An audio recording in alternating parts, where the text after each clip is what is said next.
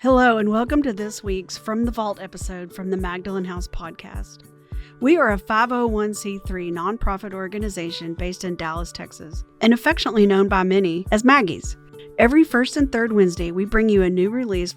In our From the Vault episodes, we share past podcast releases from our 3 different podcast series: Recover Ed, Recovered, Interviews with Alcoholics, and Hope for the Family. Our podcast aims to connect, inspire, and educate alcoholics, loved ones, and the community to the Magdalen House and the services we offer. We are glad you're here, and thank you for listening. Hi, Caroline. Thank you so much for being here with us. I'm just going to give a little synopsis about what this is here for those of our participants who have not done this before. So what this is a tool exclusively for Next Step participants, and I like to think of it as like a guided conversation because I don't really know what we're going to talk about and what's going to happen, and it really allows the girls to ask questions that maybe they want more information about, ask you about your experience, the steps, the book, anything else that they want to like dig a little deeper on that we don't get to talk about in regular meetings, and also get to know you a little bit better as well. That being said, will you just start off just giving us a little bit of background about yourself? So my name is Caroline. I'm a very grateful recovered alcoholic. My sobriety date is September 5th, 2007. I do the Maggies every other Tuesday at 2:30. I don't know if this is relevant, but my mom is Cindy, and she did this interview with a drunk like a week or something ago. And she did say it was her favorite time talking in all of her life. So I'm really excited about that. I guess like in a qualifying as an alcoholic kind of way, I guess what I would say, my experience, when I'm telling my story, one of the things I talk the most about is this idea that before I got sober, I was someone who I went to my first treatment center in 96, and then like my second center, a wilderness camp, in 97. And everywhere I went, I kept getting diagnosed with a drinking problem and being told the solution was to stop drinking. And that was very frustrating because I couldn't stop drinking. And so one of the analogies I like to use a lot is it felt like I was in a car that wouldn't start, and the world kept saying, "Oh, Caroline, I know, just start it." And I would be like, "Oh." And they'd be like, "Caroline, you have to really want it to start." And I'd be like, "Oh, no." And like the whole world's driving by me and they're not trying at all. And what my experience in AA was that AA came along and was like, "Oh, Caroline, our cars wouldn't start either. What we found is some cars don't have gas. And so no matter how hard you try to start it, they won't start. Instead of 12 tricks for starting a car, here's 12 steps to a gas station." And that's like this idea that these steps are steps to a power rather than even steps to sobriety was revolutionary for me for a couple of reasons. One, it made me feel, I don't know the word, afraid, sad, something, alone. Anytime people kept trying to tell me that sobriety was the answer to my problems, because what I couldn't explain is that being sober was a nightmare for me. That's why I kept drinking. So the whole idea of AA was that people were threatening to take my medicine, that they were taking the thing from me that made living okay, that made being okay. Alcohol for me was very medicinal. Something is wrong with me sober that keeps dooming me to drink. And what I found, again, is that AA isn't this, again, I thought AA was one day at a time. In AA, one day at a time, you were going to be dying for a drink. And no matter how bad you wanted to drink, just don't drink, no matter what. And you do that every day for the rest of your life, one day at a time. And if you can do it for 365 days in a row, we'll give you a chip. The end. And I mean, there was not a worse fate that could befall a person as far as I was concerned, as to find yourself in AA. It was just the worst case scenario. People tried to scare me sober all the time with like, you're going to go to jail, you're going to end up homeless, you're going to end up hospitals, institutions, all of these things. None of those things were scarier to me than being sober. None of those things were scarier to me than what I imagined was going to be a life of dying for a drink, and I'm just now not allowed to have one.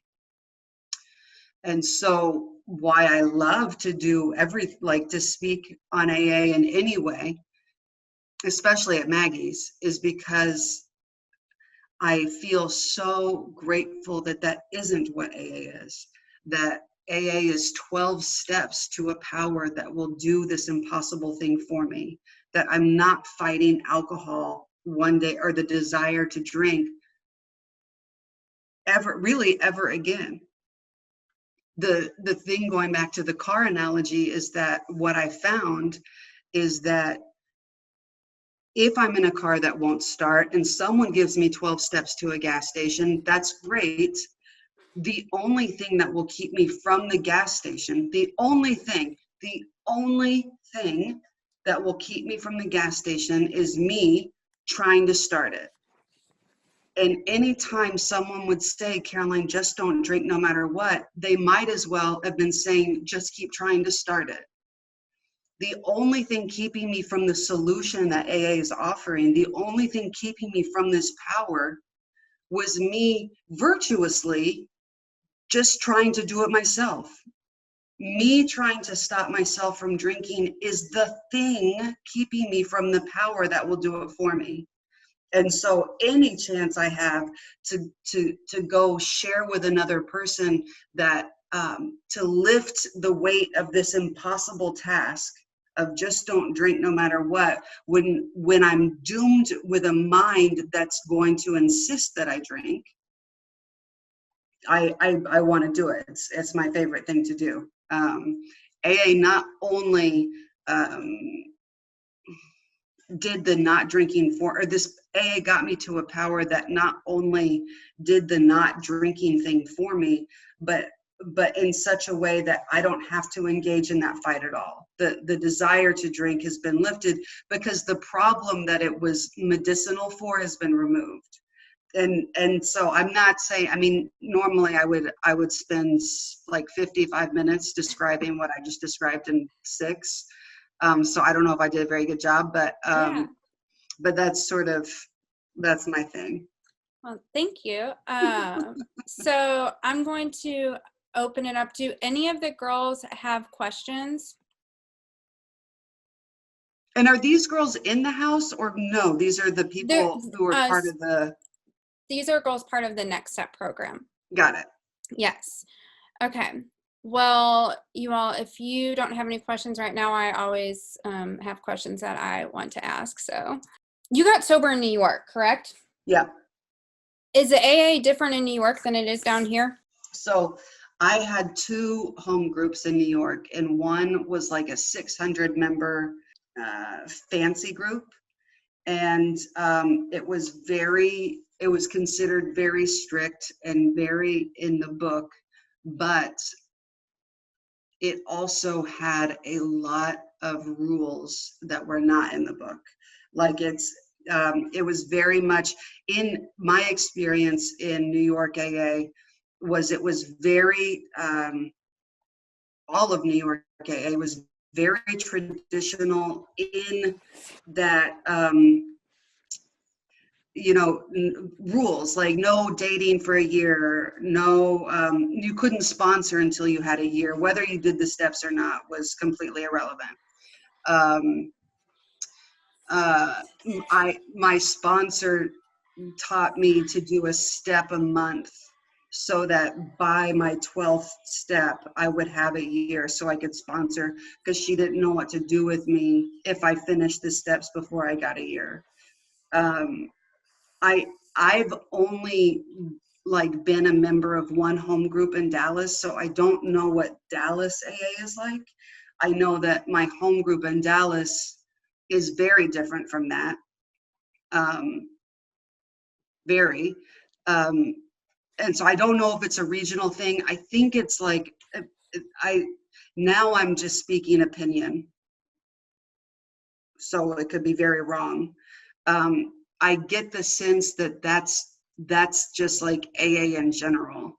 And then there's pockets of places that don't, that are more in, like, so the book, for example, says hurry and do the steps before you die, and also hurry and do the steps before this other alcoholic dies who needs your help. So hurry and do the steps so you can help this other alcoholic before everyone dies. And again, in my general experience of AA, that's the opposite. And so it can be very confusing. Well, so one of the things actually that we're doing right now in Next Step is we are doing a home group assignment. And so would you explain to the girls, and it can be your opinion or whatever the case may be, but why we have a home group, why that's important? Yeah, I'll try and tell you my truest version of an answer, which is at first, no. Overall, I think the reason that you have a home group, or the reason you go to meetings, is so that you're in the space where newcomers might show up and someone needs to be there when they show up. That I think is the whole point of meetings, is it's if helping people is part of my solution, an AA meeting's a perfect place for me to go to find access to that solution, the solution of finding people to help. That's like the general, I think, most correct answer.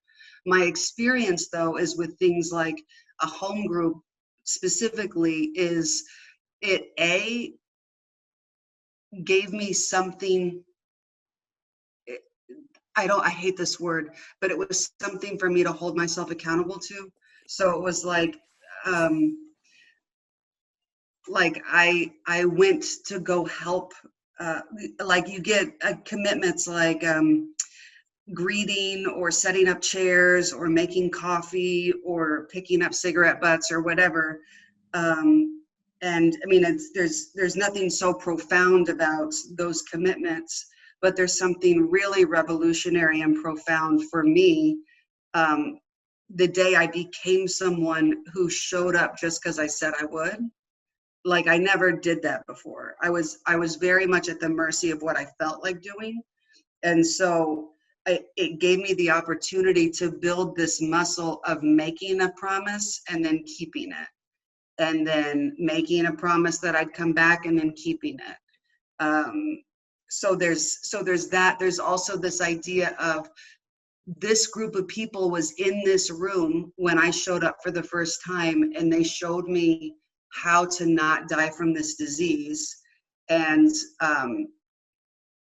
the right thing for me to do is to give back to that group, is to be there for the next person who shows up needing strangers to help them. Yeah, I think that's. No, I like that. Thank you very much. I like that, being at the mercy of what you feel like doing. Yeah. Yeah. I would never do anything then. Right. Kristen, what's your question? What does living in 10 and 11 and 12 look like for you? You know, like when you first got sober to now, like, what is that process for you? Because, you know, I'm in that, you know, with the recent relapse and just going back and learning the thoroughness and the book and just really what it means to become unblocked and to be, you know, living with my higher power. So you know, you have a lot of knowledge and experience. So just, yeah, what does it look like to be living in 10, 11, and 12? Awesome. So in the beginning, it's amazing. I don't know what the combined time of everyone, not even so much sober, but the combined amount of time of people doing this work and doing these steps is, but so I started doing it. I started 10, 11, and 12 in 2008, let's say. So it's been like 12 years of technically living in 10, 11, and 12.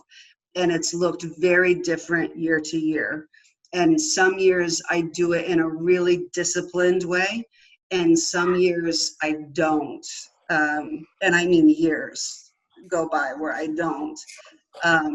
My first year, and then for the first like 5 years even, it was easy for me. Also, my fiance was in AA, and so she was doing that too. And that, it looked, my 10, 11, and 12 from the outside looked different in that house than it looks today in this house. So I'll just say that again as just a true statement. But it used to be that really in a disciplined way. When I retired at night, I asked myself those questions in the book, when we retire at night. And I really answered them. And the most amazing thing happened. I kept giving the same answer night after night after night. And something clicked with me doing that, where this is just one example where, it gets to the part like, where were we afraid? And I would write, when Brett calls. And Brett was this guy I was working with. And I knew anytime he called, it was because I did something wrong and I was going to be in trouble and we were going to fight. So I would never answer when he called. And then when I retired at night and it was, where were we afraid? I'd have to say again, when Brett called. And then the next night, again, when Brett called.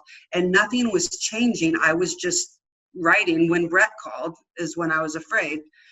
And there was something in going through the process, like the actual formal process of it, all the way through the being careful not to drift into remorse or worry or morbid reflection,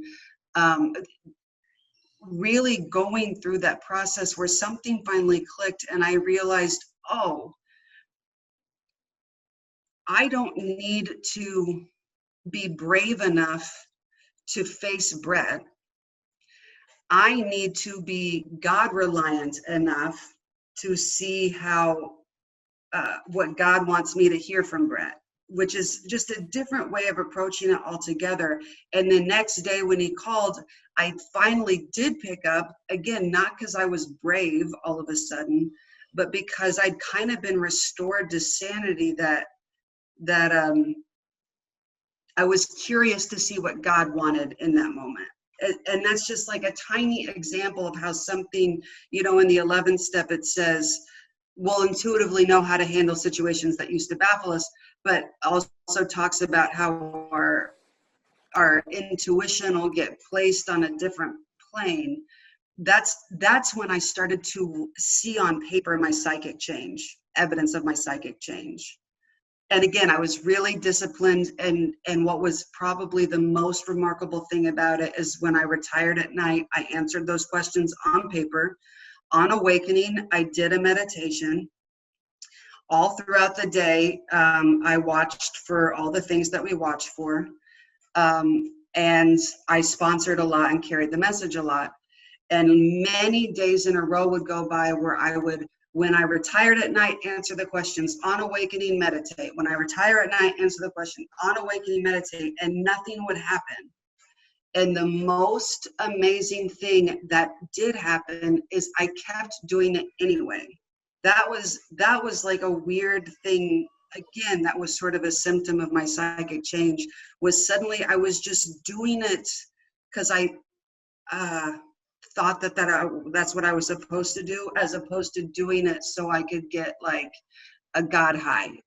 I don't know if that makes sense, but anyways, the point is, for the first 5 years, it was very disciplined on paper, by the book, by the letter. Today, it looks different. I don't on paper. My 10 and 11 is very gray and undisciplined, and the 12 and 12 says, great love and great pain, I think, are our two disciplinarians. Right now, great pain is more often a disciplinarian for me. So 10, 11, and 12 aren't so much, but this is good because they're not 10 and 11, set aside 12. 10 and 11 aren't so much assignments that I have to do. They are ways out of my bondage of self when I get into the bondage of self. They're tools, they're things given to me, not like just busy work assignments. And so while I'm less in the letter of the law today, I'm more in the spirit of the law of them today. That's what today looks like. That's awesome. Thank you. Does anybody else have a question? Okay. So that actually reminded me of something. Or did someone else have a question? I didn't see it. I was going to just add one other thing. Oh, yeah. I do think 10, 11, and 12, and again, set aside 12. 12 is its own non-negotiable thing.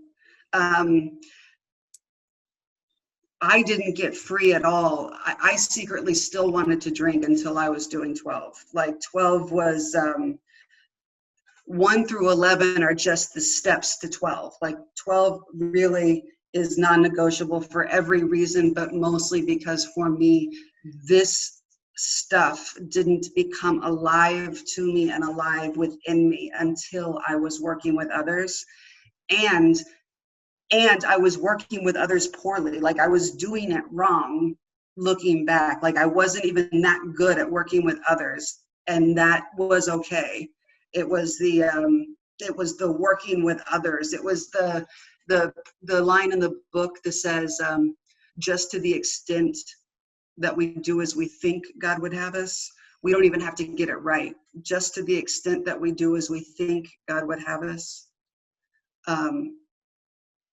I know God would have me try and help someone. And then, so anyway, so that's 12. The amazing thing, the psychic change that happened for me with 10 and 11 is 5 years into my sobriety, everything shifted. And I told the story a lot from a podium, but my fiance, my AA fiance left, and suddenly I was homeless and a hurricane came and I didn't have any money or a job or a fiance or a house or anything. And that's how I ended up back in Dallas. And I was so scared and hurt that I was catapulted back into self-reliance. So if the whole journey of AA is a journey from self-reliance to God-reliance, I threw myself back in self-reliance. All of my brain was saying, I got to get a new fiance. I got to get a job. I got to get a new house. And I completely, my roots grasped the old soil. And that was fine. But what was really amazing about that is that's how I learned that the name of the game isn't how good can Caroline be? How good can Caroline do the steps? Let's bear witness to the wonder that is Caroline. No, the name of the game is let's see how powerful God can be. And the only way for me to see how powerful God can be is for me to fuck up. I have to fuck up for God to grow. And so now, rather than being like ashamed and hiding from how much fucking up I was doing, it actually turned into this whole thing where the bigger my fuck up, the bigger God had to be. And so my God got huge. And that really is how I got freed from the bondage of self. I spent those first 5 years of AA where I was doing it by the letter. I was completely missing the spirit of it, because my sponsor would call and she'd say, did you do your inventory last night? And I would say, yes, check that box. In fact, I wrote in complete sentences, look how much I wrote. And I did so good on my day. I didn't get resentful one time. And I was never afraid one time. And I threw myself into the, and it was all about me. Like I was looking as if my sponsor's applause was somehow going to keep me sober. I missed in trying to do AA perfectly to the letter. I missed out on the spirit of it. And I only got access to the spirit of it by really fucking up, by self-reliance failing me. And 10 and 11 was the way out of that. So I cannot speak enough about how amazing 10 and 11 are. And I think the most important thing about 10 and 11 is that each person has their own authentic experience with 10 and 11. That's that. Oh, whoops, I'm sorry, I was muted. Sorry about my son's music in the background. Thank you very much for sharing that. Does anybody else have a question? I do. Kristen asked the question I was going to ask, but I was going to do 10, 11, 12. So I know you touched a little bit on it, but that was the biggest thing I was missing when I first went through Maggie's. And so can you kind of share about, I love how you said this is non-negotiable, because that's like the key, you know. So can you share some about that, what it looks like Step for you? 12? Yeah. So again, this is what was kind of wacky about growing up in an AA world where you had to have a year first, for a lot of reasons. One, if you can go a year not drinking without sponsoring, then sponsoring doesn't seem that non-negotiable. It seems like extra credit, or like APAA or something advanced. That's how everyone saw it as what people who have extra time do, or what people who are like just kind of like nerdy about it do. It didn't come across as non-negotiable. So that my experience with it was when I got my, like, I can't remember how it all worked out, but I was like on my 9th step, and I went to a meeting and a woman came up to me and she said, like, how much time do you have? And I said 9 months or something. And she said, how many steps have you done? And I said 9. And she said, okay, this girl only has 2 days, so you can at least help her for now. And I was like assigned this sponsee.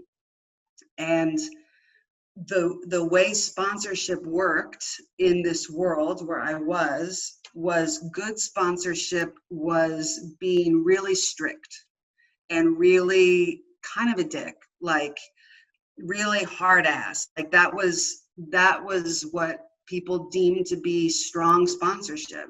Like we'd go to the diner and you could hear all the sponsors on the phone with their sponsees, and it was like they were trying to out-dick each other. It was so weird, just like trying to be, whoever was the hardest ass was like the strongest guy or something. It was, but that's what I learned. So my first couple of years of sponsorship, I will be honest, I was kind of a dick. And I gave advice I had no business giving. And I had opinions I had no business having. And I voiced them without being asked. And I bossed these people around, and I cringe about it to this day. And shockingly, I didn't get that free. You know what I mean? Believe it or not, it didn't work that great. And then what my story goes like this, like a couple years into sobriety, a man I knew, well, I'll just be honest. Am I allowed to talk about that? I was in CA also, or is that? Yes, you can talk about whatever you want. Okay, so I had 2 home groups because I had my AA home group and my Cocaine Anonymous home group. And and CA smaller. And this guy from Algeria in CA called me one day to ask me something, and I couldn't make out what he was saying because he had a thick accent. And so I just said, uh-huh, and hung up. Came to find out that what I said uh-huh to was he had asked if I would be in charge of H&I for New York, which means that I was agreeing to make sure that a meeting went every day to every hospital and institution and detox and rehab and prison in New York, which is a huge undertaking. A couple of things happened. One, I had been fired from my job, so I had the time. Two, as I said, you weren't allowed to sponsor or carry the message even until you had a year. So no one could come carry the message with me or for me. Also, 12-step work was not non-negotiable. It was optional and extra credit. So I couldn't get people to go with me or do this for me. So in this really divine twist of fate, I found myself having to carry the message at least 1, 2, 3 times a day to all these different institutions. And at first, I was carrying the message I had heard from other podiums of like, again, kind of tough, dickish, hard-ass, like the message is this, and if you drink, you'll die, you know, real like hard whatever. And again, imagine this, no one was helped, including me. And I kept seeing the same faces in the same, just a different rehab. So I'd be in this hospital 1 week, and 2 weeks later, those same people are now at this hospital. And now that same person's at this hospital. And no one was changing. And just every day I was running around yelling at people. And I got really tired, and it felt really futile. And so then little by little, I thought, if I'm going to be doing this anyway, let me just, with this, in this group, in this hospital of people, let me just put the book aside for a second, put the letters aside, and let me just tell them what I did, like what my story was. And I found out that my story is 100% aligned with what the program of AA is. And that's kind of how I learned about the actual like spirit of the program of AA. And I really did. I started carrying the message that I had recovered and had a spiritual awakening as the result of these steps. That's like fancy speak for what my story actually is, but that is my story. And then that's how I found out why the 12th step is non-negotiable. It's something we can think about intellectually, but it wasn't until I experienced not what a good speaker I was. It's not until I experienced my true story helping another person that, and really the best parts of my story were the worst parts of my story, and how my gross this was serving these people. And it was, and I don't mean that hyperbolically or like poetically, I mean literally, my shit was like the medicine for these people. And then all of a sudden I found myself, like I remember one night it was raining and I didn't have a job, so I didn't have any money. I rode a bike everywhere. And it was raining so hard, my fiance said, "You can't go to the hospital tonight. It's raining too hard." And I was like, "Yeah, you're right." And then I sat down on the couch and I started thinking, but there's a chance that if I don't go tonight, people who are there, I really, not in an ego way, I might be their only access to this program. I have to go, I have to. I can't hoard this cure for a terminal illness. And so then I just found myself, that again, that's the psychic change, going from self-centered to other-centered, but it was a sincere other-centered. And then I remember, I had remembered that my mom, Cindy, who does Magazine on Mondays, you guys know her, I called her, she called me one time, I had remembered this, she called me one time early in my sobriety, I had like 4 or 5 months, and she said, how's it going? And I said, it's going great, I have 4 or 5 months. And she said, that's great, what step are you on? And I was like, 4. And she was like, 4? You have 4 or 5, what are you doing? Like, what else are you doing? And I was like, no, Mom, it's fine, I feel fine. And she was like, you feel fine? Who fucking cares if you feel fine? Alcoholics are dying of alcoholism and you can't help them till you do the steps. So go do the steps. And I just hadn't seen it that way. It hadn't occurred to me that the whole point of doing these steps was so I could be available to show other people how to do the steps. That is the program. Steps 1 through 11 are only preparing me for the program, which is 12. It just hadn't occurred to me yet.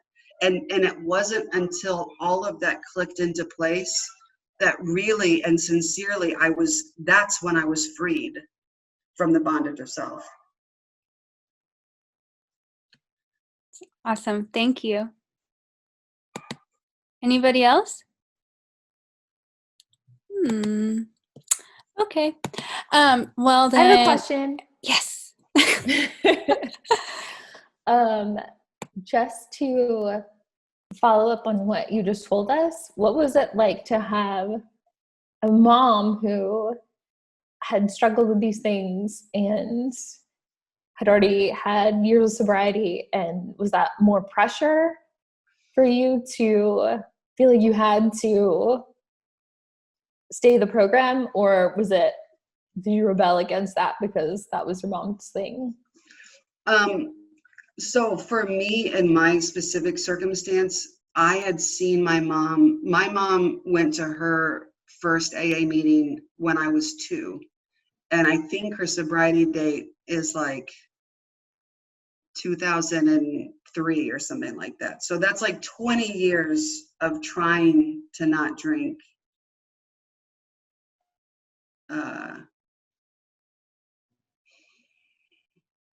That's 20 years of seeing how painful alcoholism can be for someone. And like as a kid looking at your mom, you're sensitive to that. And so when she finally found the solution, I didn't know that had happened. Like I wasn't paying attention to what was shifting, but all of a sudden she did go from someone like how we all used to be to someone like how we are now. And it was so dramatic and it was so amazing. I was so happy for her. And I didn't know yet that I was an alcoholic, so I didn't feel threatened at all. When I did get sober, I felt so much pressure from my fiance who was in AA that I forgot to feel pressure from my mom who was in AA.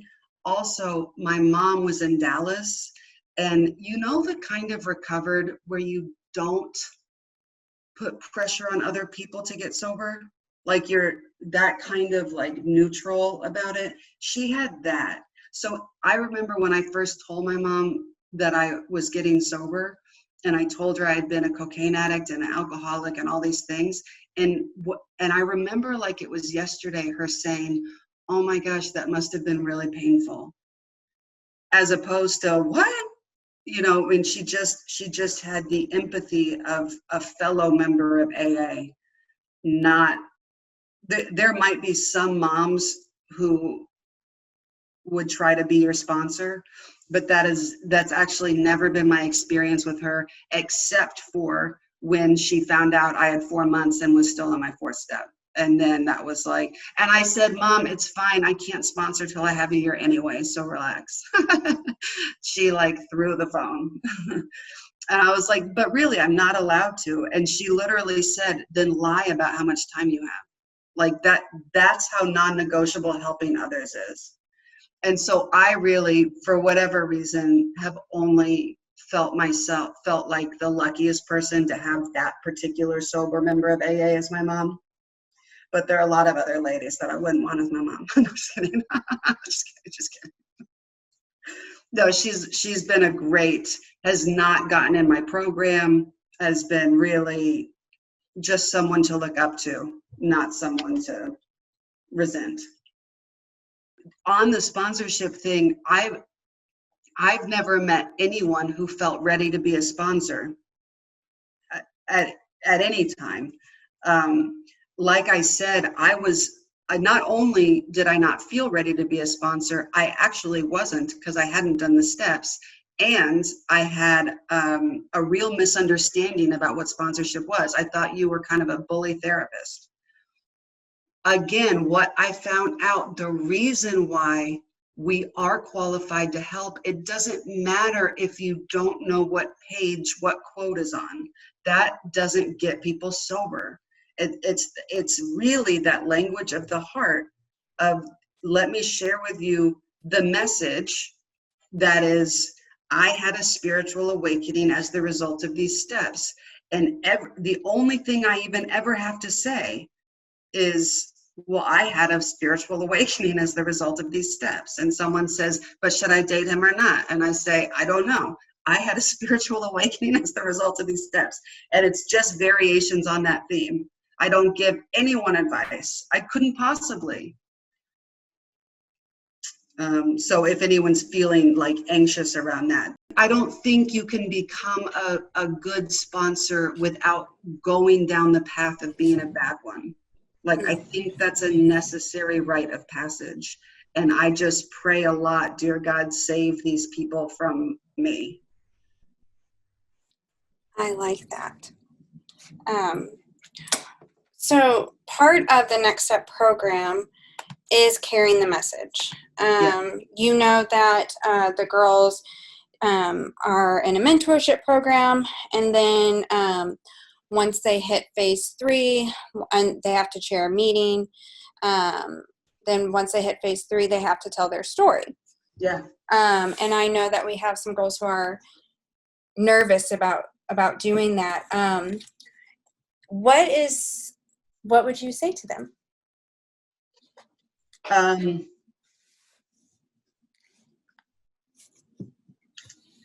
I would say, I get it.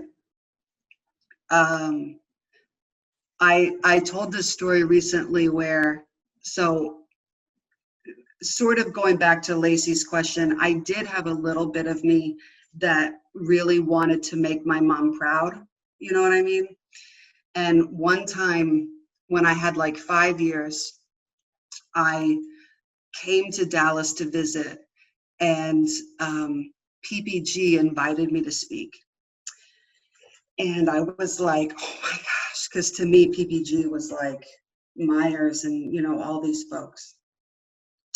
And, of course, and it's my mom's home group. And they didn't have a lot of outside speakers coming in to speak. And so it was this huge deal, and I couldn't wait. Because at this point, I'd actually become a good speaker doing all the detox in hospitals and stuff. I spoke several times a day. So I couldn't wait for my mom to see what a good speaker I was, and for PPG to see what a good speaker I was, and maybe Myers would take me on the road. Like this whole thing. So then I show up on that night to speak, and I was so excited to make my mom proud that my entire thing came from old soil. My objective was, I had forgotten my objective of being useful and reverted back to my objective of looking good. And so I spent a whole hour trying to look good in front of all of these people. And like 55 minutes went by, and I hadn't even gotten sober yet. Like 55 minutes went by, and I was still telling a funny drunk story. And I was devastated. I was so mortified that I had let this room of people watch me try and look good. I was just devastated. And I threw the, and I mean, like I was devastated.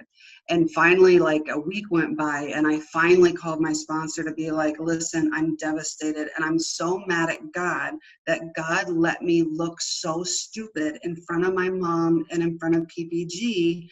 God knows that I'm willing to be perfect. If God would just let me be perfect, why won't God just let me be perfect? And that kind of tantrum. And my sponsor said, well, did you pray and ask God to be useful? And I said, yes. And he said, well, we don't get a say in how we're going to be useful. And another thing is perfect is never useful. So you can be useful or you can be perfect, but you rarely can be both. And something shifted in me again on that day where there's a line in the book about how we fit ourselves to be of maximum service. But again, we don't have a say in how God is going to use us. We even pray, God, I offer myself to thee to build with me and to do with me as thou wilt. And I hope that what God wants to do with me is make me look good. But a lot of times how I'm most useful is when I'm embarrassing myself or saying something stupid, and the people around me have to find grace in their hearts to not judge me. And then that's how we all grow together. It's so annoying, but that's what happens a lot. So the point being is that if your sincere desire is to be useful, you cannot go wrong. You can't. It's very hard to not drift over into wanting to look good in front of a crowd. And that's fine. We'll learn from it and we'll grow from it. That's totally fine. Just know that when I'm seeking just to be useful, first, when I speak, I look for whoever looks like they have the least amount of time, which is a dangerous game, but it helps me remember that I'm speaking to help someone who needs help, not putting on a show for this old timer who I've been mad at for a year, and it's about time he heard how clever I am. It helps me just keep perspective on what I'm trying to do. I cannot emphasize it enough. If I am sincerely seeking to be useful, I cannot go wrong. I love that. And I'm so happy that you shared that story about your mom's home group, because I heard you tell it in Girlapalooza, and I came back and I was all excited to tell the girls about it. But I couldn't do it justice without you telling the story. I'm glad you said that, because after I told that story at Girlapalooza, I thought that's probably a stupid story to tell. Like, people, what a silly first world problem that, like, the worst thing that happened to me in sobriety is I didn't look good from the podium one day. But that really was like a really traumatic experience. I thought it was great and it was helpful. So I'm glad that they got to hear that coming from you instead of coming from me. Does anybody else have a question? Okay. Well, I'm going to ask you something else that I heard you say on Girlapalooza that I want the girls to be able to hear, because I also tried to say it and it didn't do it justice. So you kind of touched on it a little bit about, after you and your fiance, I think, broke up and you didn't have a place to live and all of this stuff, and you were going down and the car came by and splashed you. Can you tell the girls what your realization was in that moment and that experience that you had with God? Yeah, it really was like it was probably the lowest point of maybe my whole life, but certainly the lowest point of my sobriety. And it was the best moment of my sobriety because, again, my fiance had left. and now I didn't have an apartment, and this Hurricane Sandy had just come through, and so there was no power, and it was freezing, and I just had a backpack, and I was looking for a place to stay, and I felt like there's a line in the book that says in the third step, God will provide what we need if we stay close to him and perform his work well. Everything I needed was gone, so I could only conclude that God was mad. So much so that I even said, "Dear God, I feel like you hate me. Do you hate me?" And right as I said that, a car came by and splashed 6 feet of water of like mud, sludge. I was like, "God, do you hate me?" And God was like it was so shocking. But this really amazing thing happened where the next thing I heard in my heart, I don't know how else to explain it, and my heart was, you are never to use external evidence to prove me and my love for you again. Like, you are never to look outside for what you know, which is that I'm here and that I love you, something like that. And that's probably on the page where it says he provides everything we need if we stay close and perform his work well. Just below that, it says like the big promise is that we will become conscious of God's presence. That's like the promise. And I think what I was drinking to find all along. But in that moment, I became conscious of his presence in a way that was no longer conditional. That no matter whether I got a job or lost a job or someone loved me or they said they didn't love me, none of that was ever to be used as evidence of how God felt about me. And that, I think, is that, I mean, I can't say what a better thing that could happen to a person would be. To become conscious of the unconditional love that God has for us. Was that the story? Yeah. No, thank you. And I was trying to explain that, but it never sounds as good as coming from the person's mouth. So thank you. Do you guys have a question before I ask? Okay. So generally, I ask a question to wrap up, but I kind of think I want to ask 2 questions. So if that's okay with you and everyone else,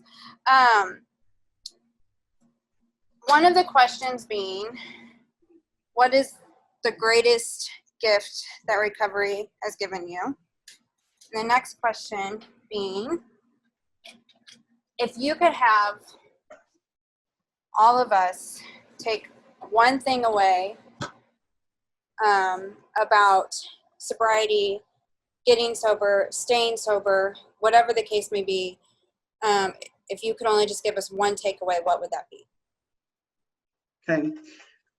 I think both answers are kind of going to be similar.